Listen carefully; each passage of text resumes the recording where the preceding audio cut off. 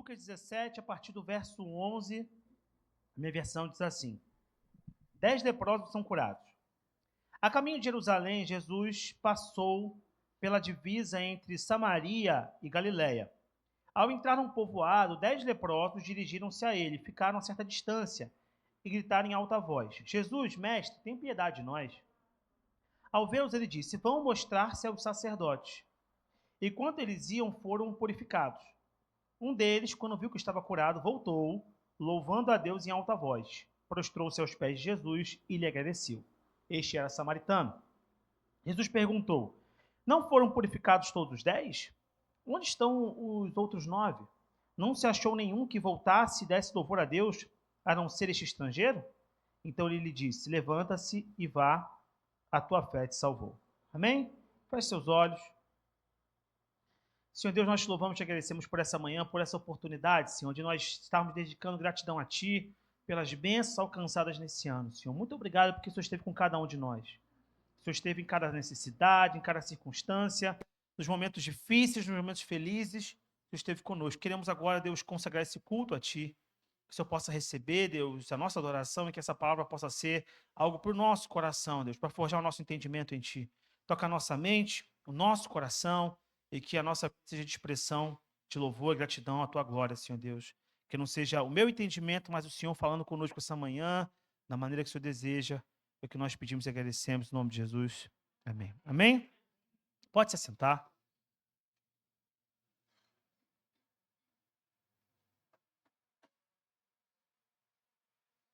Só aumentar meu tempo de luminosidade aqui, para não perder. O meu visor. Pronto. Amém? Geralmente a gente começa pelo texto, mas hoje eu vou começar diferente. Não vou começar pelo texto diretamente, não. A gente vai deixar o texto guardadinho. Daqui a pouco a gente vai falar sobre o texto especificamente. A gente hoje se reuniu para falar sobre gratidão, né? Então, um tempo para poder pensar sobre isso é muito propício. Final de ano, a gente está chegando numa fase transitória. Existe essa tendência de rever muitas coisas, de voltar aos nossos sentimentos e emoções mais profundas, e a gratidão é um tipo de sentimento que também surge nesse momento, claro, às vezes até produzido pela cultura. Não vou dizer artificialmente produzido, mas contextualmente produzido, coletivamente produzido, porque a gente vai ter nesse final de ano, aí vem a virada, o Natal, o Ano Novo, a gente é bombardeado de sentimentos e de emoções relativas ao convívio social, e aí a gratidão passa a ser um desses sentimentos que percorrem a nossa mente.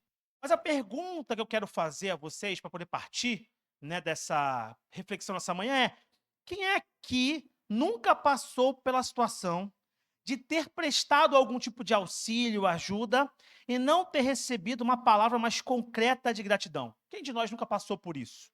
De nunca ter recebido uma ingratidão?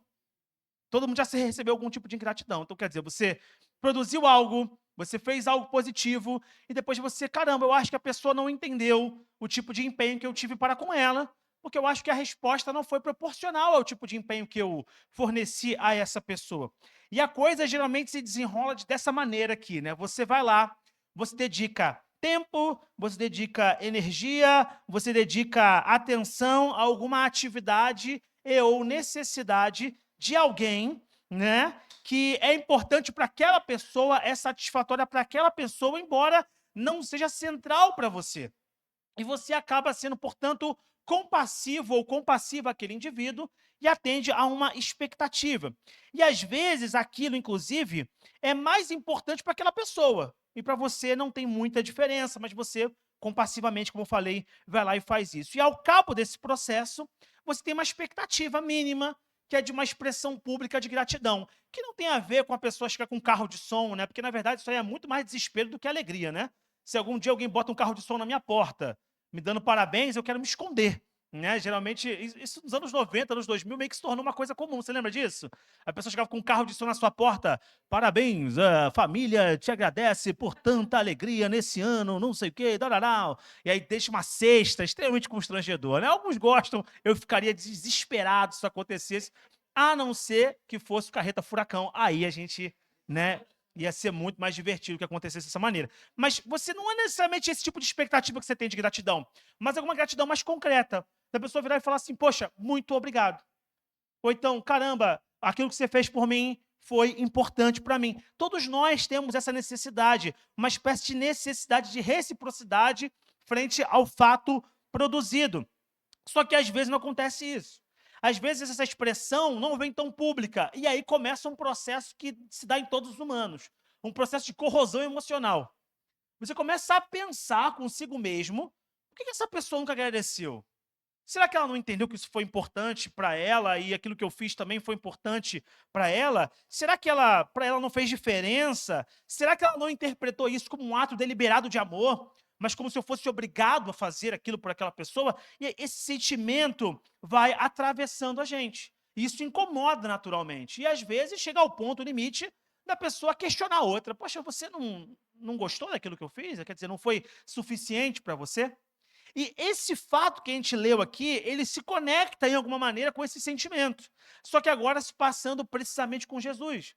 O fato é que Jesus está passando, ele passa numa área de transição de cidades e ele encontra um grupo de 10 leprosos. E aqui é citado que havia dentre eles, inclusive, um leproso samaritano. Então, os 10 leprosos estão ali e eles estão com uma condição que os afasta do convívio social. E eu quero que você entenda isso naquele contexto, porque isso tem a ver tanto com uma dimensão mística, ritualística, como com uma dimensão sanitária também. O afastamento de pessoas em condição leprosa é uma coisa comum e instituída no Velho Testamento. Nós não vamos ler os textos, mas se você fizer uma incursão um pouco mais profunda em textos que geralmente são rejeitados, porque são difíceis ou são meio truncados, como Levítico, você vai ver que ali tem indicações claras de como proceder diante de um caso de lepra. E as indicações, elas estão vinculadas com a natureza do culto que Deus institui em Israel. Levítico é um texto sobre culto. Não é um texto sanitário, é um texto sobre culto. É por esse motivo que quando uma pessoa está em condição impura, ela não está em condição de prestar culto. Porque é como se a vida estivesse indo embora dela. Ou ela está tendo uma perda de força vital. Logo, ela está um pouco mais próximo do sentido da morte. E como Deus é vida, essa pessoa não pode entrar no santuário. Deu para entender isso? É por esse motivo que Deus cria esse padrão. Inclusive, Deus trabalha de modo muito binomial dentro do Levítico. Puro, impuro, sagrado, profano. Isso é típico da literatura e da teologia do Levítico. No Levítico, o santo é aquilo que tem a ver com o sagrado, e o profano é o ordinário, ou seja, a vida comum. Quando a gente fala profano, às vezes, como se fosse uma coisa ruim, mas profano é o comum. Dentro do profano, tem o puro e o puro. Quando alguém está cerimonialmente puro, essa pessoa pode se aproximar do sagrado. Quando a pessoa está cerimonialmente impura, ela não pode se aproximar do sagrado. Mas pureza e impureza, embora a gente tenha essa associação, nem sempre está vinculada a pecado. Esse é o erro que a gente faz. A gente fala, fulano está impuro, logo ele está em pecado. Não necessariamente. O pecado gera impureza, mas nem toda impureza era vista como pecado. Posso dar um exemplo para você? Quando um homem ele passa por poluição noturna, isso está descrito no texto, tá? Então, um cara, de alguma maneira, lá ejaculou de noite. Teve uma poluição noturna. Ele está o quê? Cerimonialmente impuro. Ele precisa passar por um ritual de limpeza, para que ele possa, de novo, estar puro e se aproximar do sagrado. Quando a mulher está no seu fluxo de sangue, a mesma coisa. Por quê? Porque tanto no caso do homem como da mulher, é uma espécie de perda de vida. Ou vida não concretizada, porque não gerou a vida esperada. Deu para entender isso? É a forma como Deus dialoga com o povo. E tem um outro pano de fundo? Claro que tem. Porque para os povos vizinhos, tanto o sêmen como o sangue também eram usados em rituais. Como Deus quer afastar todo o paganismo do seu povo, ele fala, ó, isso não só não é usado no culto, como nem faz parte da pureza. Deu para entender? Então Deus está dando uma dupla dimensão aqui. Ele está ensinando teologia, está ensinando espiritualidade, ao dizer que esse material não é próprio para a santidade, não deve ser usado em ritos de fertilidade, como outros povos, e ao mesmo tempo cria uma distinção de pureza ritual.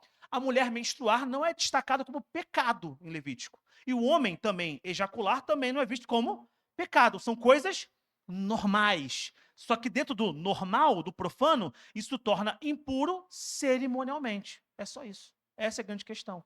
E a mesma coisa acontece com a lepra. Porque a lepra também é o quê? É uma espécie de perda de vida. Então, ele não pode ficar perto do santuário, porque ele tem uma espécie de perda de vida. Só que o termo lepra no Velho Testamento é muito amplo, tá? Sarat. Ele é amplo. Ele pode significar mofo na casa. Uma casa com mofo está leprosa. Ela tem que ser, o sacerdote tem que ir lá, avaliar e mandar destruir o que for. Roupas podem estar leprosas. E pessoas podem estar leprosas. Uma micose é lepra. Hanseníase também é lepra. Muita coisa pode ser lepra. É por esse motivo que o sacerdote vai avaliar se a pessoa está bem depois de um tempo. Porque o objetivo da impureza não é transformar a pessoa em impura para sempre. É uma norma transitória, está entendendo isso? Só que o nível de profundidade também traz um nível de resposta ritual diferente. Por exemplo, quando você pega uma pessoa que teve lá a poluição, como eu falei, ou a mulher que teve a menstruação, o processo é muito mais simples. É um banho e um tempo de separação. Depois a pessoa volta à vida comunitária, normal. Agora, quando tem a ver com questões de pele, a pessoa tem que se deslocar, sair do arraial. Quando passar, avisar que está impura. Igor, também tem uma dimensão biológica nisso? Claro que tem, mas o texto não começa com o sacerdote sendo médico, deu para entender isso? O sacerdote é sacerdote, está cuidando do culto. Por conseguinte, ele acaba cuidando da saúde, porque não tem a transmissão. Mas não é o foco do texto, o foco do texto é ritual. A pessoa avisa que está impura, e depois de um tempo que ela volta, aí tem um processo de ritualização da pureza dela, que envolve 2 aves, envolve cedro, envolve uma linha escarlate, uma linha vermelha, envolve água e tem mais um item, o ísopo, que é a planta. Então tem todo um procedimento para poder mostrar o seguinte: olha, agora a vida está sendo restituída. Uma coisa em Israel, o rito não é mágico, tá? Tipo assim, agora ele faz isso e agora ele está livre. Não. Ele primeiro fica limpo, ele fica ele fica puro, completamente puro. O sacerdote olha e fala: você está puro. Fora do arraial, fora. Ele faz o procedimento, depois ele traz para dentro do arraial e tem uma outra sequência de procedimento. Igor, se não é mágico, por que fazer o ritual? É só simbólico? Não, porque é uma forma de produzir a realidade. Eu vou te explicar isso de um modo muito comparativo, muito simples. Casamento é só simbólico ou é um rito espiritual para nós? É um rito espiritual. Você percebeu? Não é só símbolo. A gente crê que no momento do sacramento do matrimônio, quando alguém está ali fazendo essa sacralização diante de Deus, alguma coisa espiritual está acontecendo. Concorda comigo? Está tendo alguma conexão. Nós percebemos materialmente essa conexão, mas ela está acontecendo para nós. Não é só um símbolo, não é tipo assim, pode ser em qualquer lugar. Pode ser de qualquer jeito. Deu para entender isso? Tem uma produção de realidade. Então, algo está acontecendo misticamente no corpo, né, nosso. Está acontecendo algo, nós não estamos percebendo, mas a Bíblia nos mostra que é um tipo de conexão de alma, algum tipo de conexão sendo estabelecida. Então, assim como no matrimônio tem um ato público que vai ser percebido por todos, que educa a coletividade, de igual maneira, quando alguém está saindo do processo de lepra, há um ato público. Não é um ato mágico, mas é místico. Deu para entender isso? Ele não é mágico porque não é ele que traz a cura, mas ele é místico porque ele confirma algo espiritual que ninguém está vendo, que é o fato da saída da impureza para a pureza. Por isso que esse texto é mais profundo, não é tão simples assim, tá lá um leproso, tem algo maior aqui. E é por esse motivo que Jesus vira e fala assim: vocês estão curados? Ele fala isso? O que ele fala no texto? Volta para o texto. 17, verso 13. E gritaram em alta voz: Jesus, mestre, tem piedade de nós. Qual é a resposta de Jesus? Ao vê-los, ele disse: estão curados? O que ele diz? Vão mostrar aos sacerdotes. Jesus não está anulando a lei. Jesus está dando um entendimento pleno da lei. Ele está dando a cura sem falar que está dando a cura. Ele está testando a fé. Quando os caras falam assim, faz por mim isso aqui, ele fala, vai lá, que está garantido. É como se fosse isso. Vai lá, que o sacerdote, quando você chegar lá, tu vai ver o que vai acontecer. É igual quando um pai, e eu lembro sempre desse exemplo, eu estou aqui pequenininho, eu sempre fui muito envergonhado para comprar coisa na rua, uma coisa que me matava, e alguns passaram por isso aqui também. Antes você não pedia pelo celular as coisas, né? Você não pedia, você não precisa falar com ninguém hoje em dia, com uma máquina. Você seleciona o que você quer, a coisa vem para sua casa. Mas antes, as crianças dos anos 80 e 90 tinham que pegar um telefone e ligar para a pizzaria. E teu pai falava assim, liga aí, pede a pizza. Eu automaticamente, não, estou sem fome já. Tinha muita vergonha de pedir. Quem mais tinha esse tipo de vergonha aqui? O pai mandava você ligar, você falava assim, não quero mais não. Se você não fizer, não precisa fazer, mas também não precisa mais, não. Não quer fazer, tá com má vontade, não faz. Eu era essa criança.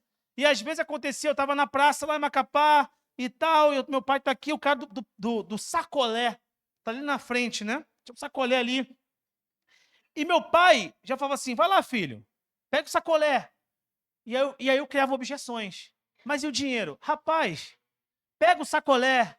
Mas e se ele não me desse? Eu pedi, rapaz, pega o sacolé. E eu ficava, né? Não, mas não vai me dar, eu não quero. É porque eu sou criança. Mas pega o sacolé, mas e o dinheiro? Rapaz, meu pai, em vez de falar assim, eu vou dar o dinheiro, ele falava assim, pega o sacolé. De alguma maneira o que ele está fazendo é o quê? Garantindo, mas sem falar diretamente. É um teste de fé para uma criança, né? Foi meu teste de fé. Será que ele vai me dar o sacolé? Será que ele vai me bater com o sacolé? Isso o que vai acontecer? Não sei o que vai acontecer. Mas é um teste de fé. Vai lá. De alguma maneira, Jesus está fazendo isso. Ele está garantindo. Ah, piedade de nós. Vai lá no sacerdote. Todo mundo entendeu. Porque só se vai no sacerdote quando ele vai avaliar se você está puro. Então eles falam, opa, tem uma promessa aí. Vamos testar se a palavra de Jesus é verdadeira? Todos eles tiveram o quê? Fé. Os 10, não fala assim, 2 ficaram deitados, de nada adiantará. 8 foram, o texto fala isso? O que o texto fala? Os 10 botaram a fé na palavra de Jesus. Tem piedade de nós. Vai lá falar com o sacerdote. Os 10 falaram, opa, tem algo aí lançado. Eu vou lá. Os 10 no caminho se percebem o quê? Curados. Vão apenas no sacerdote fazer o rito. Mas no caminho, um olha e fala, eu estou curado. Não basta estar feliz, eu preciso agradecer aquele que fez algo por mim. E ele retorna. E eu acho algo impressionante isso, porque no mundo judaico também, o que acontecia? Uma pessoa, quando estava impura, ela não podia ser tocada, né? Então, por isso não pode tocar em morto. Claro, novamente, a impureza não é eterna, ok, irmãos? É um tempo de impureza. Tocou no morto, tem que passar por um processo ritual de purificação. E assim vai. Tocou numa pessoa com fluxo de sangue, a mesma coisa. Tocou em alguém que teve uma ejaculação, mesma coisa. Sempre assim. Então você tem que se preservar de não ficar tocando nos outros, para ter essa preservação ritualística. Agora, há casos onde essa preservação criava precedentes complicados, que era de distanciamento eterno, praticamente. Por exemplo, uma pessoa com fluxo de sangue para sempre. Ou, por exemplo, alguém leproso. Ou, por exemplo, alguém morto.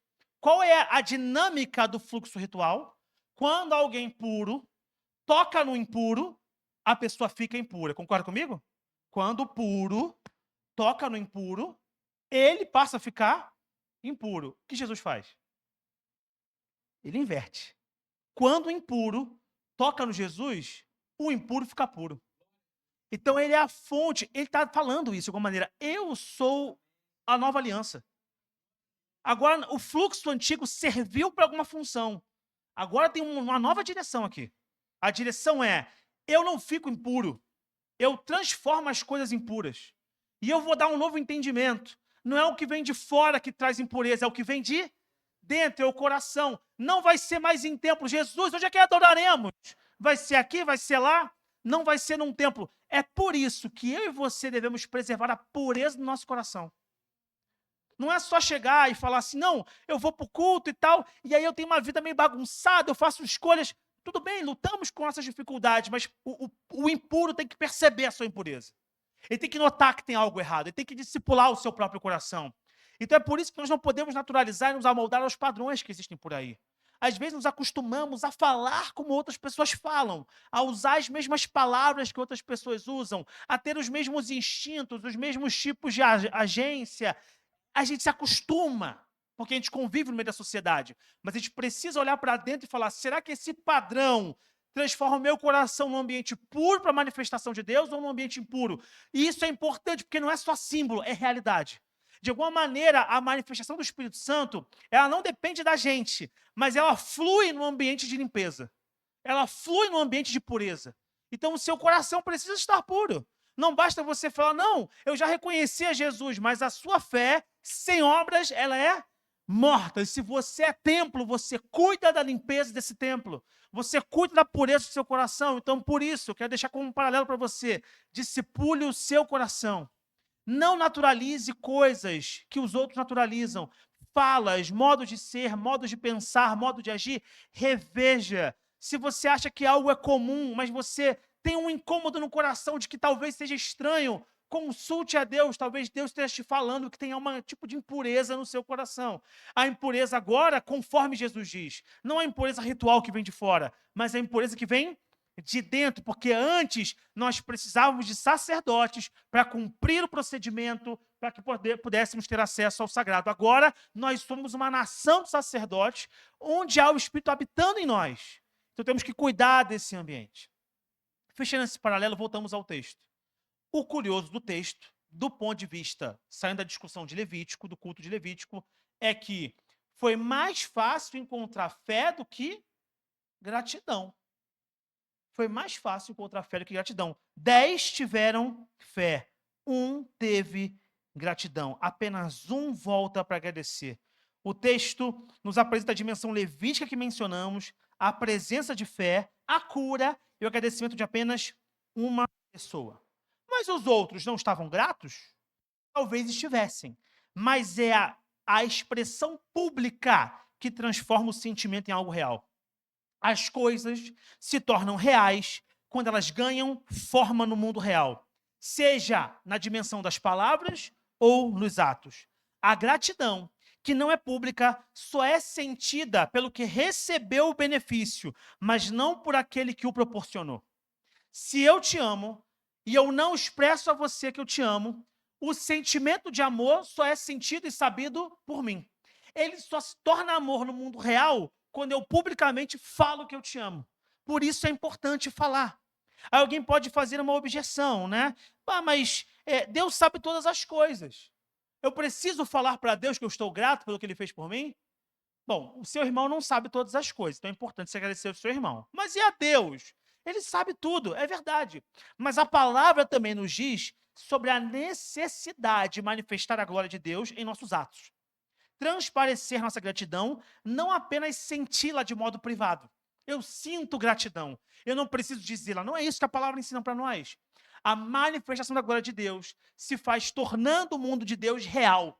E o reino de Deus se torna real com atos e palavras. Então nós precisamos ter isso. Não apenas sentir, mas fazer a gratidão um motor real da realidade. Transparecer essa gratidão. Alguém também pode fazer um contraste. Mas Jesus também não fala para a gente aquilo que a gente faz com uma mão, a outra não precisa saber, não é a mesma coisa. O que Jesus ensina sobre isso é sobre aqueles que fazem para ser publicamente reconhecidos. Olha como eu faço o bem de todas as pessoas. Olha como eu sofro por todos. Olha como eu me dedico para o bem de todos. Não é isso. A relação de gratidão é uma relação interpessoal. É diferente. Eu faço por você, você me agradece. Outra coisa é eu falar, tá vendo o que eu fiz por ela? Todos vocês notem minha virtude, como eu sou bondoso ao produzir algo por ela. São coisas diferentes. Jesus, ele registra que fazer isso para o público, para ser reconhecido e validado, está errado. Mas também é ruim, inadequado, quando interpessoalmente não somos gratos. Pior ainda, quando nós não somos gratos suficientemente a Deus. Não se expor publicamente como virtuoso é importante, mas também não deixar de agradecer ou melhor, agradecer é importante. E é por esse motivo que nós temos hoje um culto dedicado à gratidão. E é por esse motivo que eu separei aqui as gratidões dos nossos irmãos, que agora eu vou ler e ao final eu falo quem é que está agradecendo. Amém? Então, é um exercício que exige da gente essa coisa do sentimento coletivo, de olhar e falar assim, poxa, que bom que para essa pessoa isso foi importante. Eu estou feliz por essa pessoa. Amém? O meu testemunho diz assim, meu testemunho começa em 21 de outubro de 2024. Travei a coluna no banho, fui para a clínica, diagnóstico de hérnia de disco extrusa lombar. Comecei o tratamento, me ausentei do trabalho por 10 dias. Quando voltei, entrei no shopping, sempre subia de escadas rolantes. Neste dia, devido às dores que ainda sentia, decidi subir de elevador. Quando saio do mesmo, me deparo com um tapume escrito, nova fase. Pois é, eu não sabia o que iria acontecer, mas aquela frase veio ao meu coração e eu falei com a voz baixa para mim mesma, que seja feita a tua vontade, Senhor. E segui para a loja na qual eu trabalho. No decorrer do dia trabalhado, sentindo dores na lombar, as pernas pareciam que pesavam toneladas. Ainda assim, consegui trabalhar por 2 dias. Depois disso, voltei ao segundo médico, que me afastou pelo INSS. Daí começou a jornada de remédios, tratamentos e médicos. Fui a 5 médicos. Somente o último falou, eu opero. O que me levou a chorar no consultório, porque havia uma expectativa de conseguir essa cirurgia. Aos pés do Senhor, pedi a cura em vários cultos, mas aprove ao Senhor que eu passasse pela cirurgia. Ela ocorreu no dia 5 de novembro de 2025. Hoje sou grata a Deus, Ele me proporcionou mais do que pedi. Equipe médica, hospital e todo o procedimento realizado. No dia da cirurgia, entrei no hospital 5 da manhã e saí às 21 horas. A cirurgia foi um sucesso. Agora me encontro em recuperação e em breve estarei aí com vocês em comunhão. Hoje posso dizer que até aqui me ajudou o Senhor em todas as áreas da minha vida. Agradeço a cada irmão que orou por mim antes, no dia da cirurgia e continua orando por minha recuperação. Deus é fiel e bom o tempo todo, e em todo o tempo Ele é bom. Testemunho da Noêmia, que está em casa, um beijo para a Noêmia. Você pode aplaudir o Senhor Jesus pela vida dela. Deus fez um grande mover e conseguimos comprar um apartamento. Estávamos orando e veio essa bênção. Estamos muito gratos a Deus e felizes. Toda a honra e toda a glória a Jesus. Cleiton e Andressa. Glória a Deus. O meu motivo de gratidão foi sobre o cuidado, preparação e o agir sobrenatural de Deus sobre mim e minha família. Eu cuidava da saúde da minha mãe, já muito fragilizada, e me perguntava como seria perdê-la e ter que lidar com todo o ciclo de velório e enterro. Achava que não teria forças nem condições de ver e participar de tudo isso. Mas o Senhor age na nossa fraqueza, e com o poder e misericórdia que vem somente dele, recebemos uma paz que excede todo entendimento. Ao partir, o rosto da mamãe esboçava um sorriso que só quem tem o Espírito Santo pode ter. Foi suave. E Deus continuou a agir em nossa família no decurso de todo o rito funerário, ao nos conferir a sensação de dever cumprido. Nossa mãe foi muito amada e demonstramos isso em vida para ela. Louvo a Deus por esse amor, por nós que excede todo entendimento. Ficou a saudade e o legado deixado pela linda, alegre, inteligente, espirituosa e carismática Adalgisa Inácia dos Santos Silva, as filhas, netos e toda a Igreja Unida. Amém? Fico um pouco emocionado, desculpa, porque estava sempre senta ali, né? Então, mas a mim tá com o Senhor, né? A gente fica feliz por todo o processo. Agradecemos por este ano abençoado e por Deus nos ter escolhido para sermos pais da nossa pequena Olívia. Somos também gratos por ter conhecido essa comunidade acolhedora, incrível, que é a Nova Jerusalém. Aí teve um adendo. Eu ia agradecer pelos títulos do Mengão também, mas a Jéssica proibiu. Mas está aqui a indicação, tá? Deus abençoe. Testemunho do Vitor Newbold. A Jéssica proibiu. Aí, Jéssica. Eu só li que você proibiu, nem li o agradecimento, você tá vendo? Eu só li que você proibiu. O meu testemunho é sobre o cuidado de Deus comigo. Em outubro de 24, fui desligada com 11 anos de empresa. Em 31 de dezembro de 24, fui aprovado em um processo seletivo e comecei em janeiro a trabalhar. Porém, era muito cansativo e desgastante, pois além de ser área comercial, de vendas, era escala 6x1. Mas fiquei nessa empresa até maio desse ano. Em março, portanto, um pouco antes, havia me inscrito em um processo seletivo da prefeitura que exigia formação em técnico administrativo. Me inscrevi sem expectativa, pois sou graduada. E na minha cabeça seria válido apenas técnico em administração, não graduação em administração. Como nada aconteceu, eu deixei para lá e já havia esquecido do processo. No final de maio, pouco antes de pedir demissão, olhando no e-mail, encontrei no lixo eletrônico, olha a importância de você olhar teu lixo eletrônico aí, a convocação para a vaga para a qual eu tinha me inscrito em março. Consegue um lenço para mim? Um papel, por gentileza? Para a qual eu tinha me inscrito em março. A mensagem chegou na quarta, requerendo a apresentação da documentação já na sexta. Consegui cumprir essa etapa e, para a honra e a glória do Senhor Jesus, estou neste emprego desde junho. Vou pegar aqui porque eu fiquei choroso, aí começa a dar tudo, né? Fica ruim aqui, assim.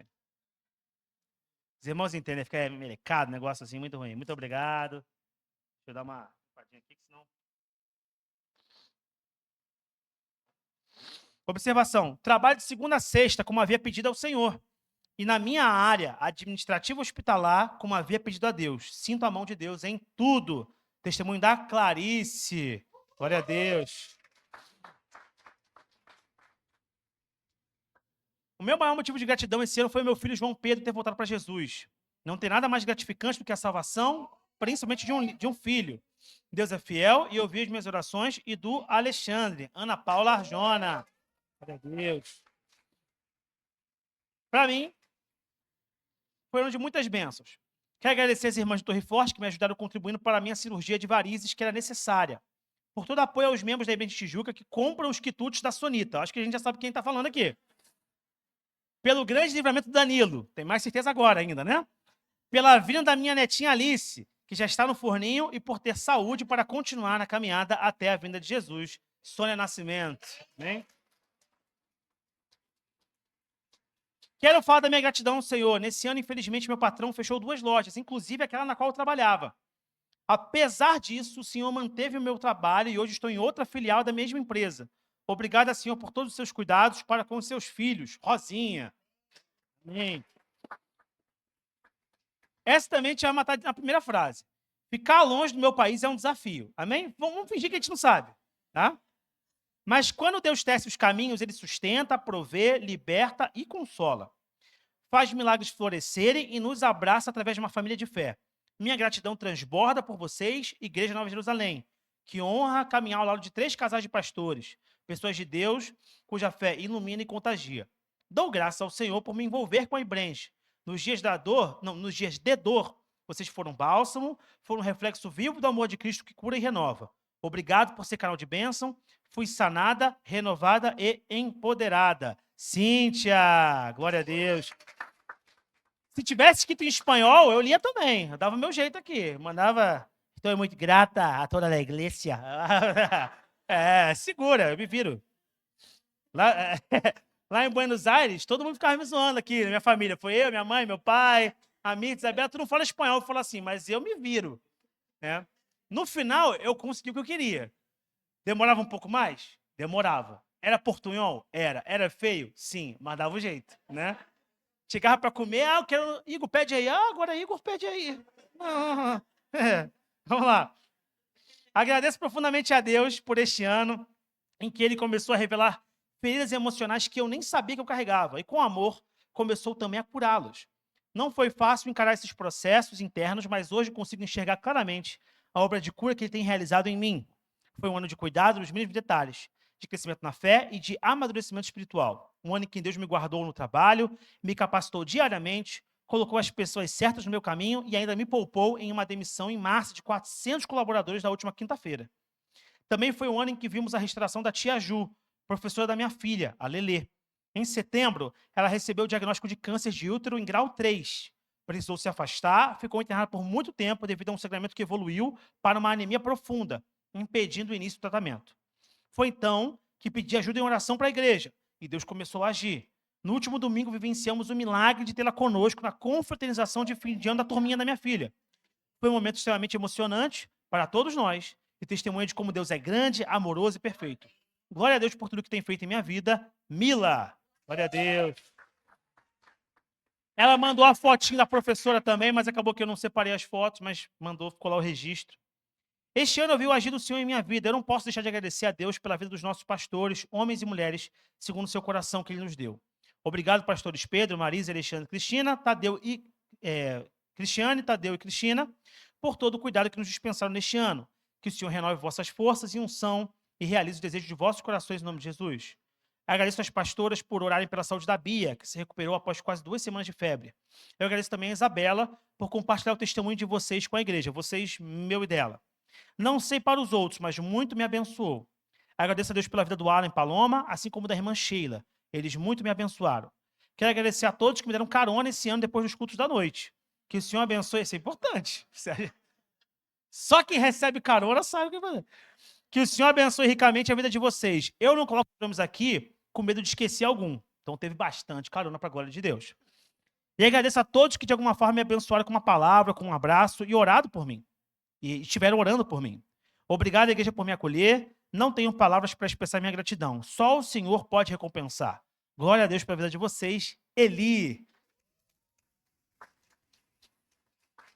Aqui também tem uma indicação de cara que aqui já é de tarde. Quer dizer, uma pessoa que fala que está em outro tempo, ela está em outro lugar, né? Então, aqui já é de tarde, porque aqui não é. Então, não é. Então, aqui, onde essa pessoa está, já é de tarde. Acabei de almoçar e estava pensando sobre o culto de gratidão. E queria dizer que sou grato pela vida do pastor Pedro.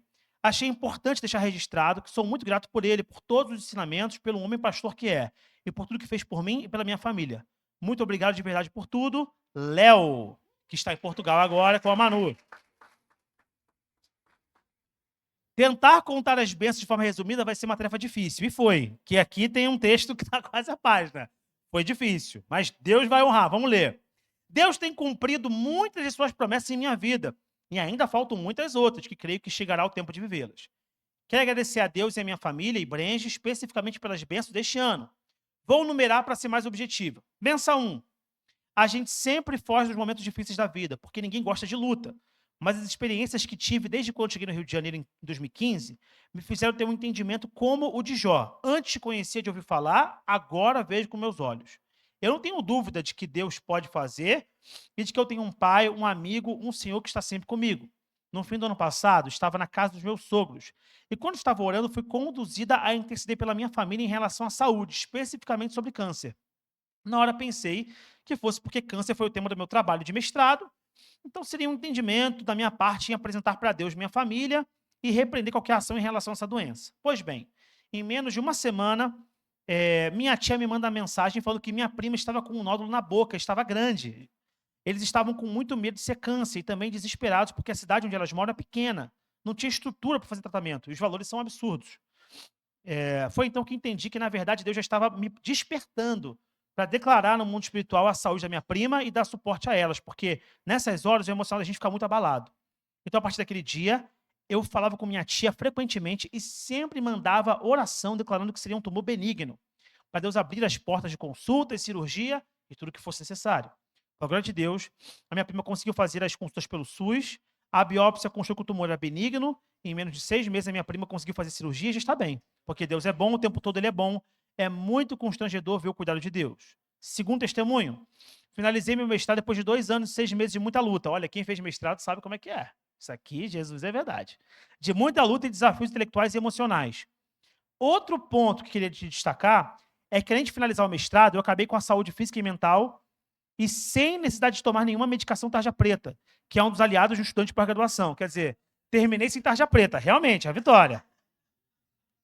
É um negócio que é verdade. Quem viveu sabe. Além disso, meus orientadores me chamaram para escrever um artigo com base nos meus resultados, para ser publicado, que vai ser bom para o meu currículo como pesquisadora e para quando for fazer o doutorado. Eu vi a mão de Deus desde o dia em que me inscrevi para entrar, e em muitos momentos de exaustão, vi o cuidado de Deus e dos meus pastores e amigos, que me suportaram nos momentos mais críticos. Como sou grata pela sensibilidade e cuidado dos meus pastores Marisa e Pedro, porque quando estive sem força, me vendo em um abismo por conta do desgaste, eu tive seus ombros amigos que me seguraram. Pastora Marise, muito obrigado por cada lágrima derramada comigo, cada conselho e acolhimento. Foi um tempo muito difícil, mas se consegui passar, sem dúvidas, foi porque tive vocês. Terceiro e último agradecimento. Há uma semana eu comecei a trabalhar na minha área, como farmacêutica, próximo da minha casa e com escala 5x2, algo que não é comum em drogarias. Então, graças a Deus, eu vou conseguir dar continuidade à minha pesquisa, enquanto não entro no doutorado, e ao mesmo tempo poderei trabalhar na minha área. Meus pastores e amigos me ajudaram em oração, e eu vi a mão de Deus ao abrir essa oportunidade tão rápida também. Em menos de um mês, colocando o currículo, já fui chamada. Teriam muitas outras bênçãos para contar, porque tenho vivido as promessas de Deus na minha vida, e quando olho para trás, não me arrependo de nenhuma renúncia que precisei fazer para permanecer em Deus e crescer nele. Eu sou prova viva de que vale muito a pena ser fiel a Deus, porque ele é fiel e zela pelos seus. Ana Cláudia, glória a Deus. Grandes coisas fez o Senhor por nós. Comecei a separar mais tempo com o Senhor. Tive muitos direcionamentos, falei mais do Senhor para as pessoas, tive portas de emprego, bênçãos, quebra de ciclos ruins na minha vida e livramentos. Por isso estou alegre. Valéria. O incômodo surgiu em mim quando vi a possibilidade de meu pai partir dessa vida, em qualquer momento, devido a um câncer agressivo, em estágio avançado, que por questões de saúde impede a realização da químio ou da radioterapia. Apesar de meu pai ser cristão, o incômodo existia por não ouvir meu pai falar em Jesus durante a minha vida. Em conversa com nossa querida pastora Marise, ela me orientou sobre a importância... Chora meio, pode chorar, glória a Deus. É a minha, não? Ah... Esse choro aí a gente percebe, né, minha filha? Então tá certo. Vamos lá. Em conversa com a querida pastora Marise, Ela me orientou sobre a importância da verbalização para o mundo espiritual. Em Romanos 10:9, temos: se com a tua boca confessares Jesus como Senhor e teu coração creres que Deus o ressuscitou dentre os mortos, será salvo. Eu gostaria muito de ouvir essa verbalização do meu pai. Fui visitá-lo em Recife e eu tinha uma semana para ouvir o que eu queria. Conversei com ele, perguntei se ele aceitava Jesus como o único e suficiente Salvador. E me parece que ele fez um não com a cabeça. Fiquei muito triste. Conversei com minha madrasta e ela disse que estava brigado com Deus. O pai estava brigado com Deus. Em outro dia, fiz a pergunta novamente. E ele respondeu, colocou as mãos no rosto e querendo chorar, mas não respondeu. Foi então quando eu fiz o pedido de ajuda e oração para a igreja. Na terceira vez no hospital, eu conversei com ele e disse que as doenças não são culpa de Deus. Disse que Jesus o ama e que nunca ia deixá-lo de amar, porque essa é a essência de Deus. Perguntei novamente, porém, dessa vez ele olhou para mim, sorriu e disse: Jesus Cristo é tudo. Ele falou com amor no olhar, como se recordasse de um grande amor escondido em seu coração e continuou: é claro que eu reconheço Jesus. Creio que faltava um toque para a reaproximação dele com Deus e creio que as orações da igreja permitiram isso, pois era a vontade de Deus. Em 1 João 5,14 diz: e esta é a segurança que temos para com ele, que se lhes fizermos qualquer pedido de acordo com a vontade de Deus, temos a certeza de que ele nos dá atenção. E se estamos certos de que ele dá atenção a tudo quanto lhe rogamos, estamos convictos de que receberemos os pedidos que lhe temos feito. Patrícia, glória a Deus. Tudo começou em setembro de 24, quando recebi um convite para visitar a Ibrange. Passei aí na comunidade aos poucos, logo após com mais frequência.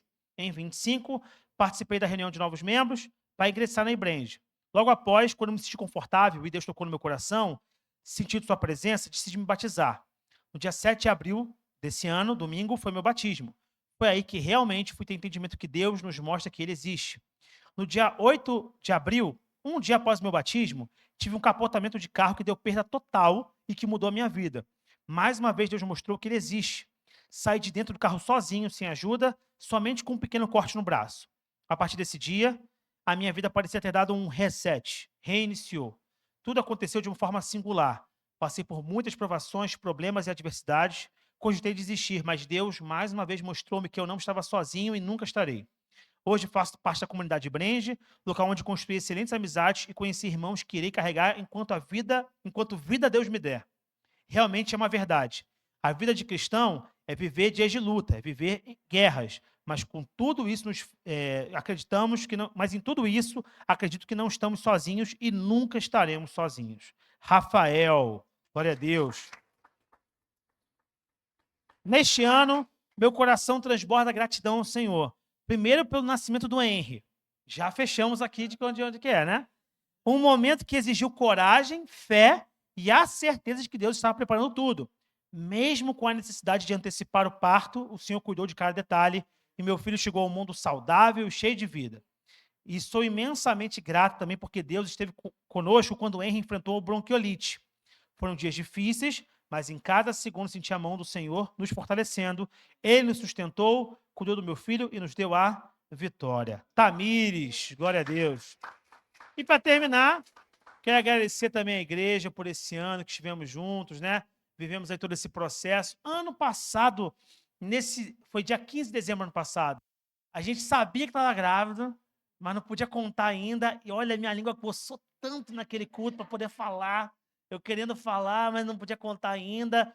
Muita vontade de falar, mas a gente estava ano passado aqui lendo os testemunhos e já vivendo o nosso. E esse ano a gente já contou o testemunho, obviamente. A gente não vai repetir o testemunho agora, mas a gente quer agradecer a igreja, né? E foi muito marcante também, porque quando o pastor Pedro avisou que estava grávida, parecia gol né? Gol da seleção na final da Copa do Mundo, né? Uma gritaria só, a gente pulando, se abraçando. Já viu aqueles programas da Oprah nos Estados Unidos quando dá presente para as pessoas? E as pessoas pulando, rodando no chão. Ah! Então a gente quer agradecer, porque a gente percebeu que a igreja ficou feliz com a gente, né? Somos muito gratos e felizes por saber que Deus tem feito coisas na nossa vida, cuidado da gente. A gente pede a Deus muitas coisas, mas a gente precisa ser grato mais ainda do que a gente pede. Sempre lembrar, repetir aquilo que pode parecer simples, pode parecer bobo, pode parecer pequeno, pode parecer uma coisa que não tem valor para os outros. Se Deus esteve conosco, se Ele fez por nós, se Ele andou conosco, vale a pena a gente registrar o nosso carinho e gratidão a Deus. Amém? Quero que você fique de pé, nós vamos orar ao Senhor agora para agradecer, para encerrarmos nosso momento de palavra, agradecimento. Mas eu também quero orar por você que talvez ainda está buscando os motivos de agradecimento. Porque a gratidão é produto de algo realizado, de algo concretizado. E talvez você esteja numa luta para concretizar ainda. A gente nunca pode ser, e fica essa lição também, pode ser indiferente à necessidade alheia enquanto ela não vira gratidão. Né? Porque quando a gente está vivendo a luta, é difícil. A gratidão estar presente é ótimo, né? É maravilhoso. Mas viver a luta, viver a dificuldade é muito complicado. Então, sim, nós vamos agradecer a Deus, mas eu também quero orar por você, que está ainda na busca pelos motivos para agradecer. Não que você não tenha motivos para agradecer, mas talvez tenha uma coisinha, tem uma área que você quer colocar diante do Senhor e falar assim, Senhor, eu queria que ano que vem, quando eu estivesse aqui, eu pudesse agradecer por isso, para fortalecer a fé dos irmãos. Porque quando você conta o que Deus faz, você manifesta o testemunho de que Deus ainda pode produzir. Então, por isso que a gente conta testemunho. Não é para poder mostrar que aconteceu com a gente simples. Não, para falar, olha, Deus ainda realiza. Então, quando eu conto o testemunho meu e da Isabela, é porque Deus ainda realiza. E a gente vai orar para que Deus faça a sua vida, para que você possa contar que Deus ainda realiza. Amém? Feche seus olhos. Vamos primeiramente agradecer a Deus. Depois a gente coloca diante de nossas questões. Amém? Coloque a sua mão no seu coração. Senhor, nós queremos agradecer essa manhã. Muito obrigado, Senhor, pela oportunidade. Muito obrigado pela chance de estarmos encerrando esse ano sabendo que o Senhor esteve conosco nas nossas conquistas e passou conosco as nossas lutas, Senhor. Lutas, inclusive, que às vezes geram desfechos que são naturais da vida. Nós, como falamos aqui, nos despedimos até de pessoas esse ano, mas até nisso o Senhor esteve conosco. O Senhor esteve conosco, Deus, em fechamento de ciclos, em encerramentos. Esteve conosco também em inícios, em recomeços. Esteve conosco em cada situação, Senhor. Nas coisas que nós percebemos e em tantas outras que nós não notamos. Queremos te ser gratos, Senhor. Te agradecemos como igreja essa manhã, pelas coisas que pessoalmente nos alcançaram, mas também que comunitariamente nos alcançaram, Senhor. Muito obrigado pela nossa igreja, muito obrigado, Deus, pelos nossos projetos, pelos nossos sonhos de futuro, pelas coisas que já foram realizadas e pelas coisas que estão sendo e serão realizadas em Ti, Senhor. Nós queremos já consagrar o ano que vem para Ti, Senhor, e queremos ter motivos de gratidão para o ano que vem. Senhor, há lutas, há coisas que ainda estamos, com as quais estamos lidando e queremos Te pedir o Teu cuidado, Senhor. Senhor, cuida das nossas questões, nos ajuda a realizar e concretizá-las, Senhor. Ainda há ano esse ano, ainda há tempo, Senhor. Ainda há 15 dias, um pouco mais aí pela frente. E nós queremos te pedir, Senhor, aquilo que é possível ainda esse ano, sendo a tua vontade, Senhor, sendo o teu sim, o teu amém, realiza, Senhor, esse ano ainda, nós clamamos a Ti. Porque nós queremos que Tu é um Deus zeloso e misericordioso pelos Teus filhos, Senhor Deus. Para que a gente possa virar um ano já com motivos de gratidão. E aqueles que estão nos seus processos, nas suas lutas pessoais, familiares, de estudo, de trabalho, Deus, abençoa para que em 2026 esses testemunhos estejam aqui para agradecer, Senhor, para dizer que o Senhor é um Deus bom, que honra com misericórdia, não porque é obrigado a fazê-lo, mas porque tem misericórdia dos teus filhos e leva em consideração a integridade do nosso coração, Senhor Deus. Muito obrigado, Senhor, por todas as coisas feitas. Continua nos abençoando como igreja para que possamos crescer conforme a Tua vontade e fazer aquilo que o Senhor deseja para nós nesse próximo ano. É o que nós pedimos e agradecemos. Em nome do Senhor Jesus. Amém.